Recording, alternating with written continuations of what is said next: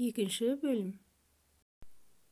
Мұны естіген самұрық ендеше Мәліктің сол ұлы туған күні оған некеленетін қызды ұрлап аламын да адам пендесіне көрсетпей бағамын. Мәліктің ұлына ол қыз қайтып бұйырар екен. Сонан соң көрейін дейді патшаға қарап. Білеймен патша. Жарайды, солай-ақ болсын, уәде сол.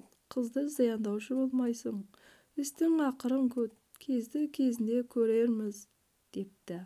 Ай күні толып, айтылған уақытта ұл да қыз да туылыпты.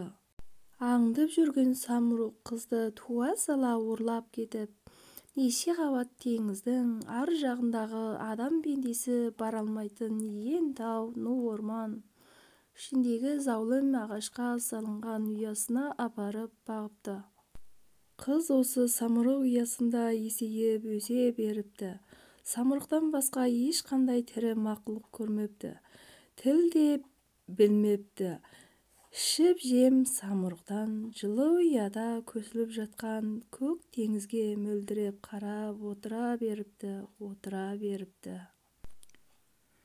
Мәліктің ұлы өз үйінде мол тұрмыста есейіп ержетіп, 7 жасынан бастап оқып өнер ғылымға талпынған ол 16 жасқа келгенде аяғы жетер жерді түгел аралап болып, енді теңізде саяхат жасауды қиял қылыпты.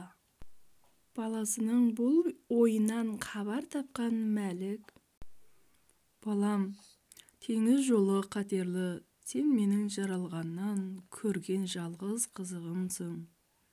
Сені қатерлі сапарға жіберіп қойып отыра алмаймын. Құрлық дүниесінің қызығы да жетеді саған. Қасымда бол», депті баласына. Әкесінің рұқсат бермесін білген баласы: «Мен құрлықта тудым, оқыдым, үйрендім. Енді теңізде жүріп, теңіз дүниесін де үйренемін. Егер рұқсат етпесеңіз, әйтеуір өлім болса, онда қасыңызда-ақ өлейін», деп темір үйге кіріп, есігін ішінен іліп, ешкімді жолатпай жатып алыпты.